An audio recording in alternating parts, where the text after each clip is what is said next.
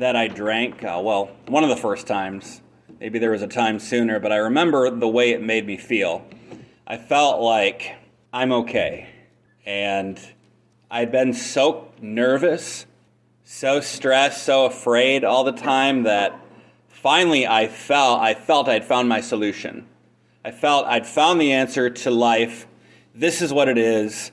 If I can just find a balance with this substance in my life, I'm never going to have any problems again. I'm going to meet girls. I'm going to get jobs.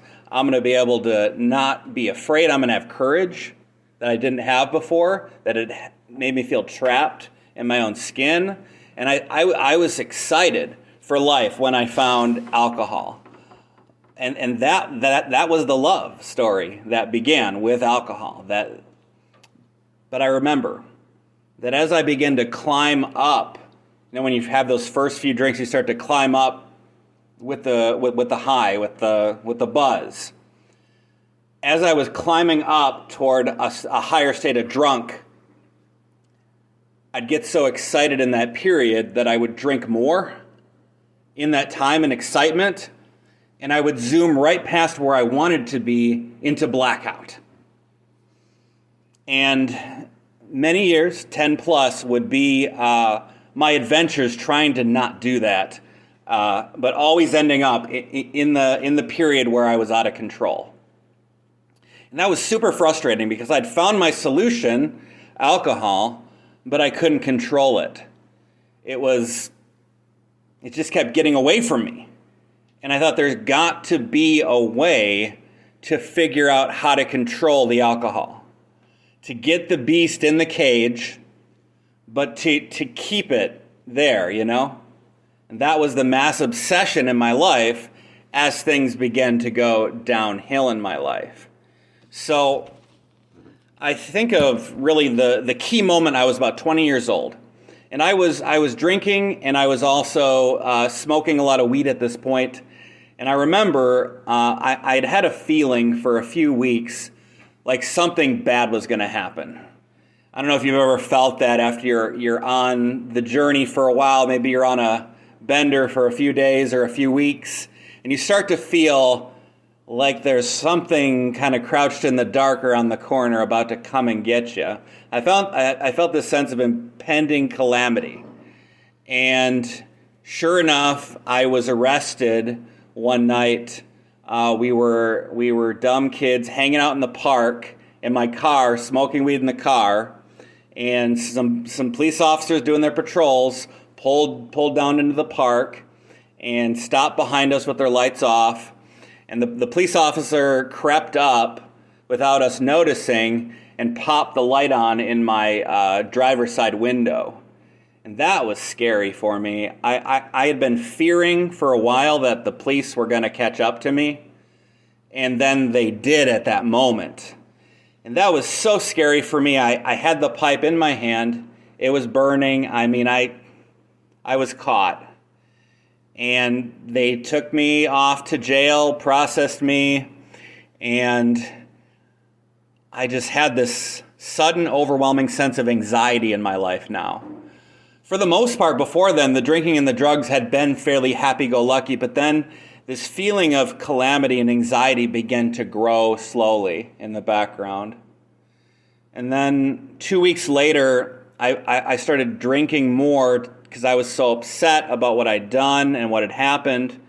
And I was hanging out with an ex-girlfriend that I'd met in a mental hospital. And we were at her apartment in Rothschild, and we were drinking something. It was like hard liquor. And all I remember is that suddenly I came to, and I was driving my car. Like, obviously I was doing other things at that point, but that's all I remember. I'm driving my car, and what she told me later is that I had decided I need to go to my drug dealer's house to get drugs at the same time as I was drinking. So I briefly remember just being there, but apparently I ditched her at the dealer's house because no one was there. And then I must have gone, I went to the other side of town, and I was pulled over in my car. It was at night, and my lights were not on, and only my emergency lights were on. So that's a bad idea if you want to not get arrested, is have your lights on at night and don't have your emergency lights on. So I was pulled over there, and I was scared at first, but then when you realize, okay, he's taking me to jail, I started to threaten him. I started, here's how I am when I'm drinking. I said to him, and this is in the police report, where are your children? Are they safe? Like, manipulatively threatening, to a police officer. And that's how I got when I drank. I'm going to find the thing to say to hurt you the most as I can. So I ended up in jail, screaming, yelling, crying, you know that whole scene, right? In the drunk tank. And they let me out. Ended up on probation. So I'm on probation now, and I'm afraid. So I had always feared going to jail. I'd feared the legal system, and the probation scared me. So I'm on probation, and for 6 months I white-knuckled it, not drinking or drugging, and I was so miserable during this time I could not do it. But one night I was hanging out with my cousin, and we started doing pills. I sent him home with some of the pills, and he ended up getting pulled over by the police. And if you have any connection to an event like that, and I certainly did, well, you're going right to jail if you're on probation. So I went right to jail, and my PO just chewed me out and revoked me. So then I had to sit the original 30 days in jail for the marijuana charge, and then the other 2 charges. And so I was in there for 24 days, and I was a suicide risk, and it was just, so I stayed in solitary for 2 weeks, just losing my mind, of course, nothing but a Bible, and I'm just sitting there day in and day out, going nuts. And that kind of changed me a little bit, I think, because I came out with I was kind of what's the word for it? An idiot. I was like one of those people where you would say something to them and they'd be like, yeah, whatever, dude, you're an idiot, you're stupid, whatever, I'm not going to listen to you. Like that kind of rowdy, arrogant jerk, right? Cracking jokes, rowdy, stupid, thinks he knows everything, just the consummate moron. But after jail, I'd become more the depressive type. So I kind of became this depressive person after then. Just you almost, when you're traumatized, you almost go internal, right? Where you start to almost look into yourself more and more and more. That's not always a good thing. Sometimes it's needed to kind of clear that stuff out, and that's what the 4th step is for. But in general, it's not a good thing because then we just kind of turn in on ourselves and spiral down like a drain, And that's why I think the 12th step is so important. When nothing else would work for Bill, work with another alcoholic was the solution. What? To get his sick mind off of himself. I thought that was really interesting. But that made total sense to me. So, okay, there I am, and second DUI. Second DUI, about a year later. I had obviously not learned my lesson, so I am drinking with a friend of mine, and we're also doing pills, benzos at the same time. And again, I'm trying to balance blackout, and it's so embarrassing, you guys. But here's what happened. I ended up at an ice cream place trying to get an ice cream cone. Why? You'd have to ask bystanders because I don't remember. But I'm going for that, and I apparently almost ran over a kid in the parking lot of the ice cream place. And then I made it about 3 blocks, and I was pulled over by the police. And I tried to use the I don't consent to any searches at this time. Didn't work. That apparently doesn't work when they're asking you to step out of the vehicle. So, yeah. Well, they took me to the hospital and did what they needed to do. So my parents come to pick me up, and they decide I'm crazy. They're going to take me to the mental hospital. So at a stoplight, I jump out of the car because I think I'm not going to no mental hospital. It's so embarrassing.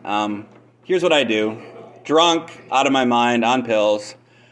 I break into an apartment building, and I climb up into the attic of the apartment building.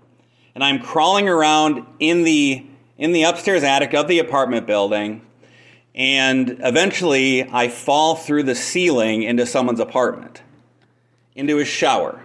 And I nail my arm on his shower rod and bend it in half. And the guy is on the phone with the police in the hallway, and I run past him out. Later, I'm arrested at a bar later, and that's my second DUI. And that is how I am when I drink. Just the dumbest things. I can't even be cool about it. Just a total idiot. So again, I'm in trouble, but this time, finally, I realize, okay, I think I need some help. In Wisconsin, you're allowed to get one DUI. I don't know if you've heard of that. It's actually a traffic ticket in Wisconsin, a DUI. The first one is. And that's because Miller has influence in Madison area in any case. So my whole family, Polish-German family, was like, okay, Justin, you get one. That's okay, but if you get another one, then we know you have a problem. So I got the second one. And we're like, okay, you got a problem. So I go to treatment. And I'm really trying to mitigate my jail time because the ongoing court situation is going on. But I went to this treatment center in Chippewa Falls, Wisconsin, called L.E. Phillips. It's a great place. They taught everything 12 steps. And that is when I first learned about alcoholism and what it was. Because I had no idea until that point. I did not know. I didn't have any knowledge. I was just doing what felt good. And I realized that I had this illness, this disease that was treatable with these meetings. Did I fully believe that at that point? Probably not. But when I got out, I started going to AA meetings, about 3 a week. And guess what? Suddenly my life begins to turn around. And it was really cool. Month by month, I was staying sober. It's amazing. A lot of alcoholics are pretty hardworking people. Like, you get them sober, good things will happen a lot of the time. If you're working the steps, if good stuff happened. I went back to college at the UW. I started, I had my home group, the Saturday night candlelight meeting. And I got a job. I hadn't had a job in a long time. So I started working at the cafeteria at the UW. So, and that was cool for me. I was like, man, this is, you start to feel the pleasure of a good day's work. You start to think like, man, I can make friendships. I can meet a girl. I can start to rebuild my life. But at the same time, I was living at the dorms at the UW. Bad idea. And my roommate was one of the worst alcoholics at the UW. And I'm like, higher power, what is that, Because this guy would get kicked out of all the parties. But I was just trying to stay sober. But I was not interested in the steps. Don't tell me about the steps. I don't want to hear about it. I'm not going to work them. I will come to meetings. I will share. I will listen. That's going to be enough. Well, it wasn't enough. I started to drift, slowly but surely. You've seen it a million times, I'm sure. They're going to 3 meetings a week. Then they're going to 2 meetings a week. Then they're going to 1 meeting a week. Then you don't see them for a week or 2 weeks or a month. Then you don't see them for a few months, and then they're back out. Or maybe that was you. It was me this time. I was hanging out with a friend. I'd met a girl, and she broke my heart. And in reaction to that, I said, I'm going to get drunk again. So I did. And I had 11 months in sobriety. That's back in 2008 and 2009. So 2009 to 2012 was like the dark tunnel of I'm going to rock bottom. I know that wasn't a plan or anything, but it's where I went. But between 2009 and 2012, and I'm sure you probably can remember that moment in your drinking days when you went from chugging to light speed down. That was that. The depression, Bill talks about it in his story in chapter 1. The depression, the hopelessness, he doesn't have the words to describe what that feels like when you're that low. But I remember just how low I got. And it was just terrible. You start to lose hope that things can ever be better. Lost hope. I give up. The drink has me. I'm not going to try to quit anymore. So during that time, that was kind of the chug, was I would binge for a while until I was just a mess emotionally, physically, spiritually.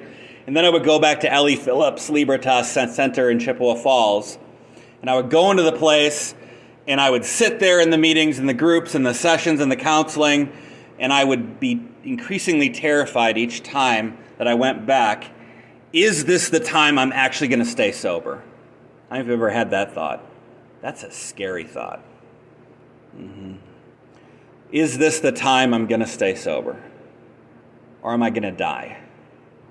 I remember, I think it was about the 6th or 7th time, because at Ellie Phillips they have repeaters, repeat people who come back and come back and come back. And I asked the lady there to level with me. Like, I've been back here 6-7 times in the last few years. Is my case hopeless? Like, is it just beyond me to have recovery? Am I going to die? And I just wanted the truth. Just tell me the truth. You've seen people like me coming in and out and in and out and in and out. What's the truth, please? And she just looked at me and she said, there are people that I've seen like your case who will never get sober. And they will die either by suicide or by something alcohol related. And that was one of those moments that you never forget. So,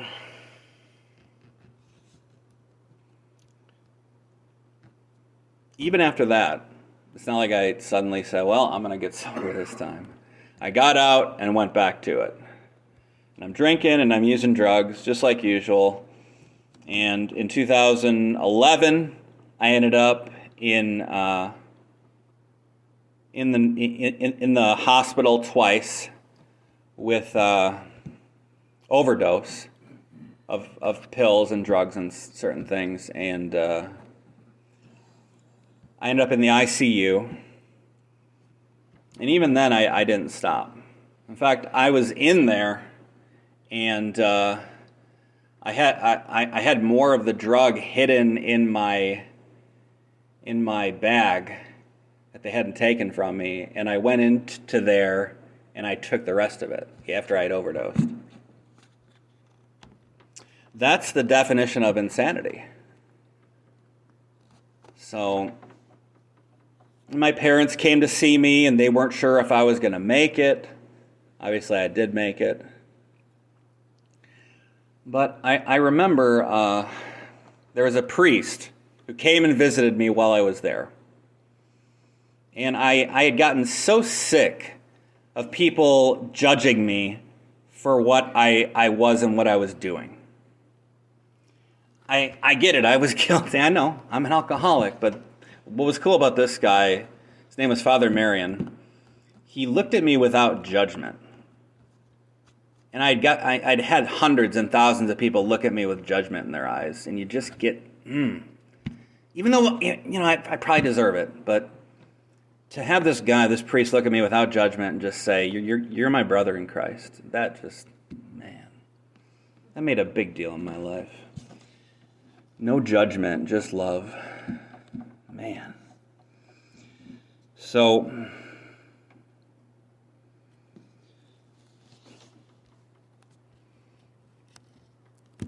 finally, in 2012, nothing big happened. I would find some way to get to the store, get my alcohol, bring it back, and drink. And I was staying at my mom's old house. She lives somewhere else then, and I would ride my bike, anything I could, to then bring it back and get drunk. And by this time, I was not able to bodily hold my alcohol. So I started to pee myself at night and wake up wet, right? That is rock bottom right there. And once you wake up maybe 50, 75, 100 times like that, covered in your own urine, well, at least that helped me to be finally sick and tired of being sick and tired. Finally, my ego was so pulverized by all the madness that I was finally willing to listen. And that was a long march, because I was an egotistical jerk. I'm grateful that I had praying grandmothers, because I don't know if I'd be here today otherwise. But that night, sometime in October. I count my sober date as November 1st, 2012, but it was somewhere in October in there when I finally hit that rock bottom. And I said, all right, the alcohol has completely beat me. I am defeated. And I was at step 1 right there. And I was also then able to get to step 2. Coming to believe that there was a power greater than myself that could help me. And I called out to God that night and prayed, God, please help me. Pretty simple prayer. God, please help me. Lord, please save me. Please help me. I can't do this alone. And immediately I knew what I needed to do. Go back into those doors of the Alano Club on McClellan Street in Owosso, Wisconsin, where I'd found hope back in 2008. So I went back, and all the old timers, and they all saw me, and well, he's back. They just come on back. And I knew I had tried this before on the power of the fellowship, the meetings itself, and it had not sustained me long term. It had lasted me 11 months. And then several other times after, like 4 months, 2 months, 1 month. Probably some of you know that routine.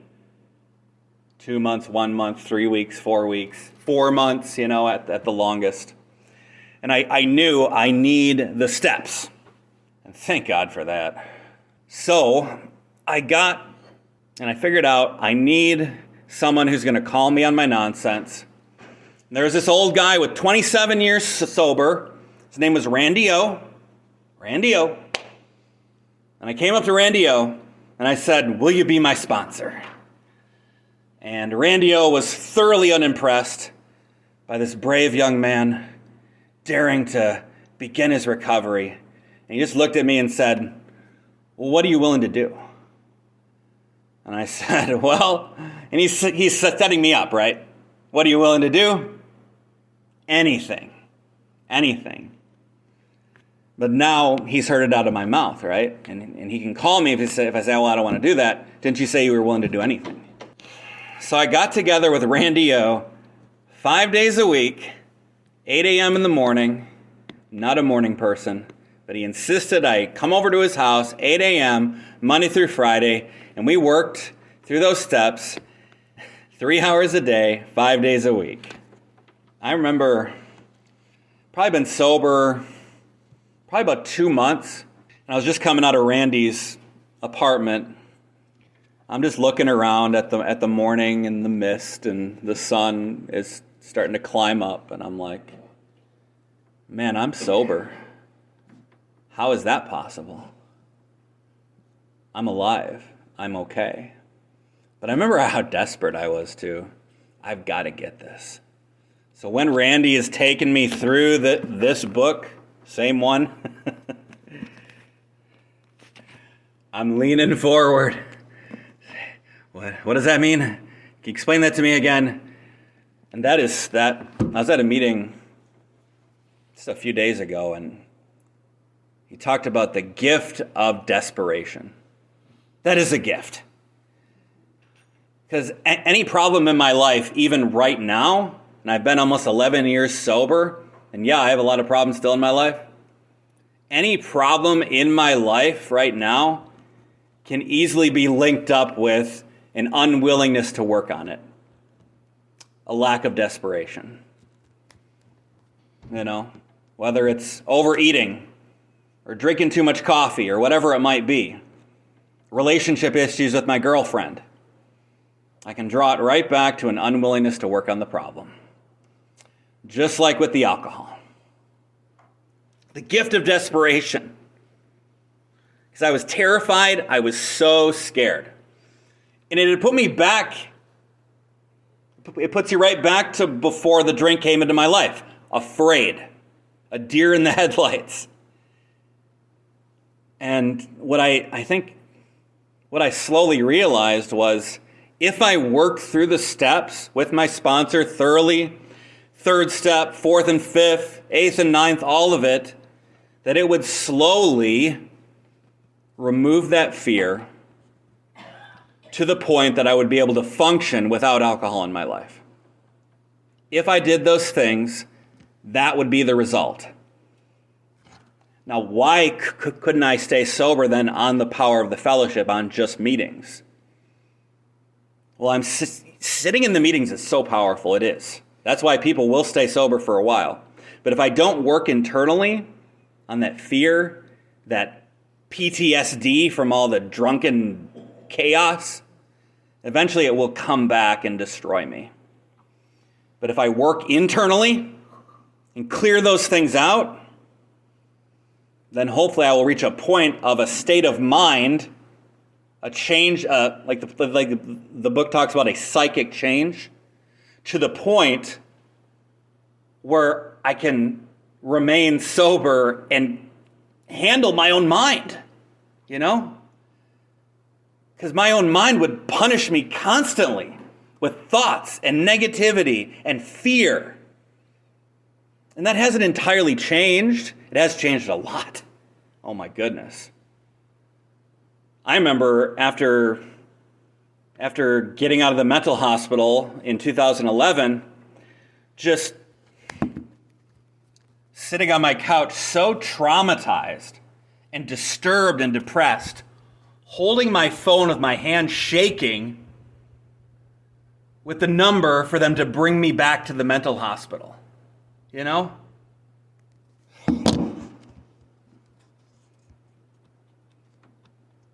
I knew I needed to work those steps, or I was not going to stay sober long term. I had to clear out that trauma, that depression, that dark cloud from all the drunken madness that had built up inside of me, and deal with that root fear.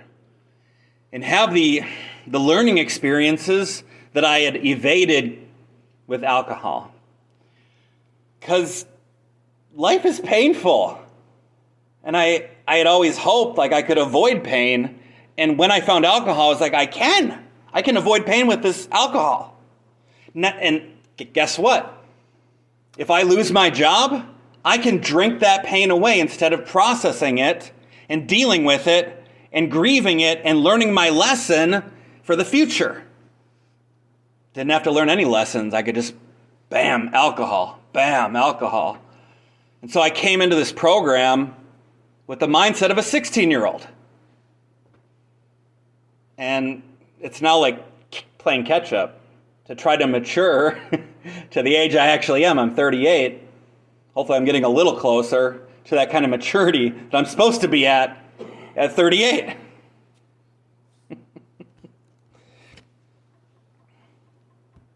So I worked with Randy, and he took me through the Big Book and also through the Joe and Charlie tapes as a supplement to the Big Book. That's something I'd highly recommend. I think it's great. Just listening to it, I mean, it's so easy now. You can just punch it up on YouTube, and there it is. I mean, it's so easy. So I remember I put the Joe and Charlie tapes on my MP3 player back then. We don't really use MP3 players anymore. We use our phones, and I would walk my dog and listen at the same time on my MP3 player to the Joe and Charlie tapes. And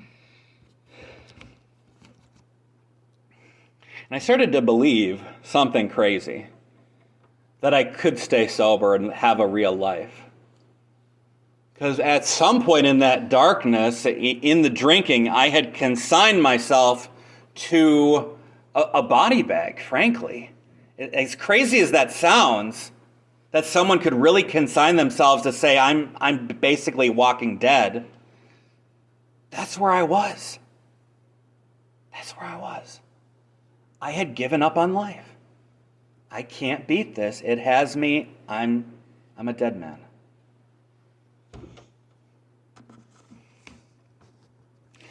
So I think the pink cloud that they talk about, maybe that's just hope that I can live again.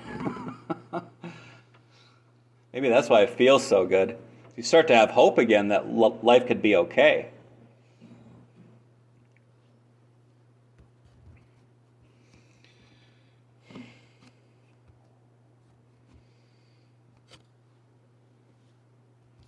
So I'm going through the Big Book with Randy O. And Randy O's kind of gruff, he's kind of mean, but that's what I needed. I remember we were going through Bill's story, and we're studying about how Bill's descent downward, from being a hot shot on the stock exchange to kind of becoming a lone wolf, and then kind of being consigned by doctors to death or mental hospitals. Remember that moment with his wife? And I'm surprised, and I look up at Randy O and I say, wait a minute. Randy, are you saying you really understand how I feel? Yeah. You really get me. Like, because the alcoholic has such this attitude of, I'm different.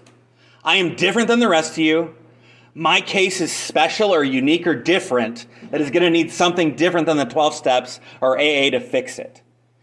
And at that moment, it connected that, it's not really about the alcohol. I mean, it is, but like as they're describing the alcoholic with the peculiar mental twist, the drinking and you can't stop, the feeling of fear, the anxiety, the social unacceptance, I look at Randy O and I'm like, you get how I feel? Really? Like, really? And he looks at me and says, yeah. And I think he knew, like, that's the point where I got it. I get, this is what I need. Oh, I thought I was a special case. So this would work for me? Wow. Whoa. I'm different.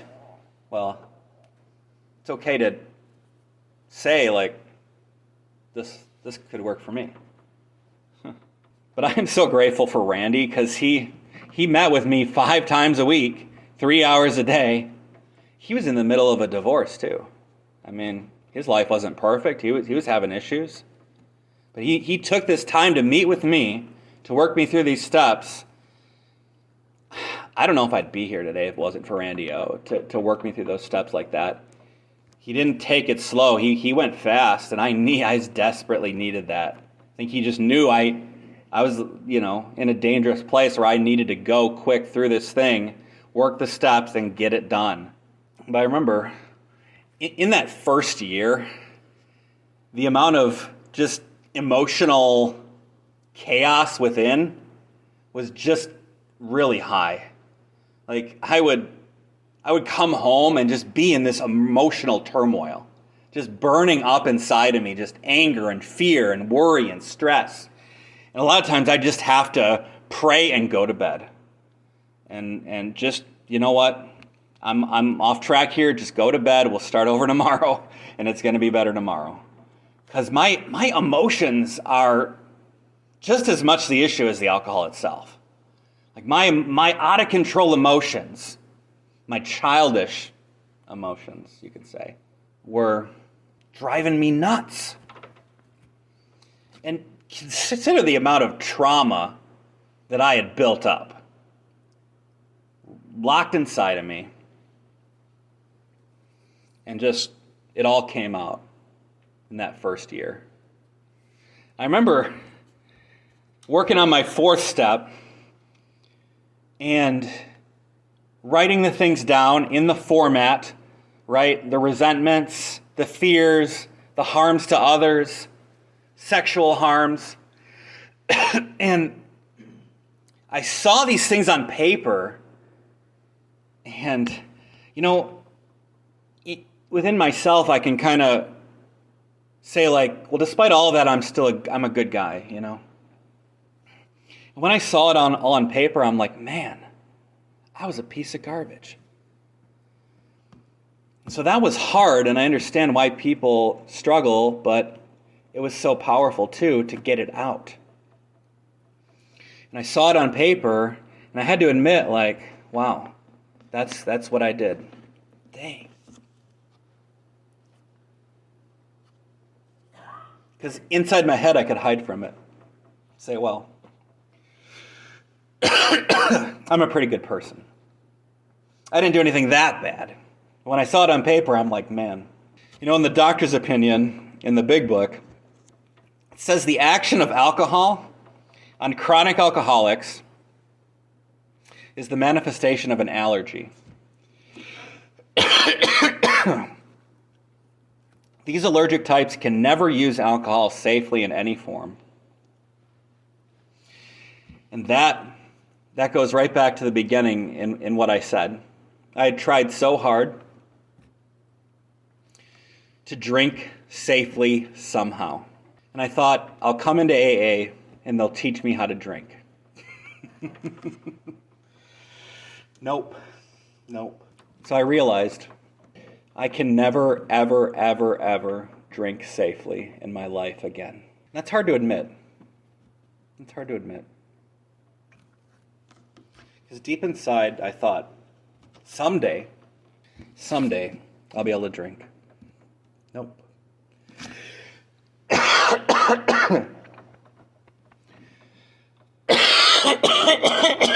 Excuse me. Because I saw other people. They drink 1, they drink 2, they drink 3, and they're fine. But that, friends, can never be me. Can never be me. I knew alcoholics are restless, irritable, and discontented unless they can again experience the sense of ease and comfort which comes at once by taking a few drinks. Drinks which they see others taking with impunity.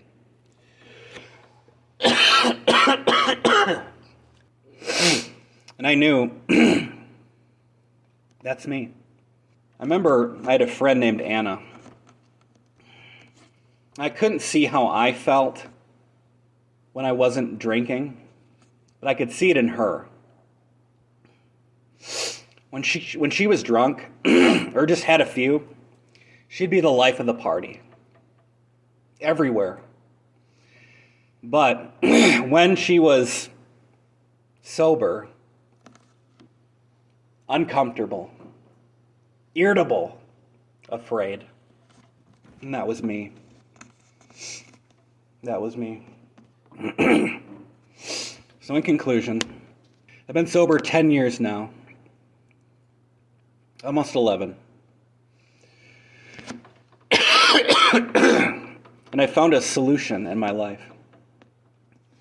The solution is Alcoholics Anonymous, the 12 steps, God, my faith.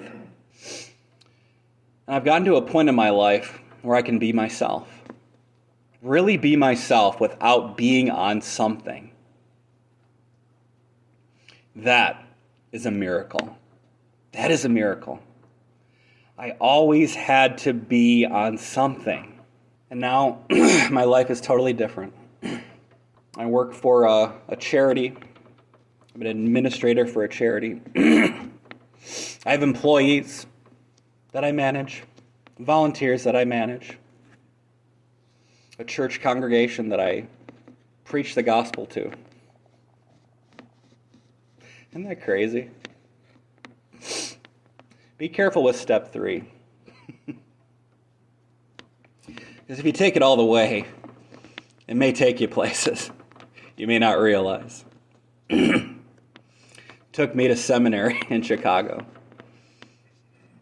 Took me to internships in the UP, Rochester, Minnesota, St. Charles, Illinois, St. Louis. But you know what? I'm an alcoholic, and I need AA. You know what's cool, though? Wherever I go, there's meetings.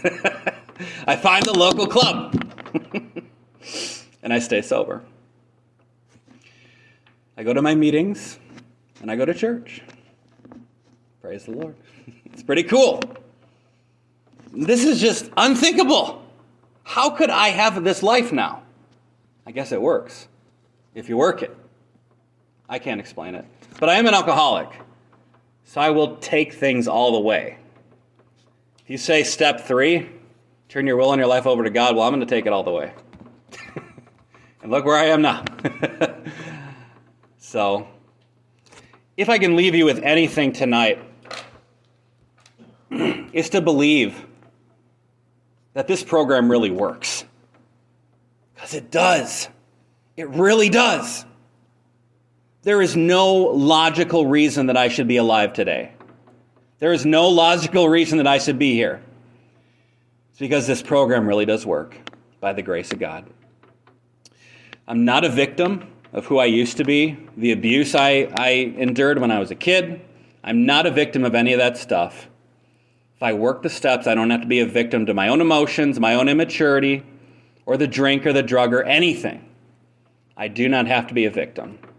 I can be a victor. It works. It works. That's all I got.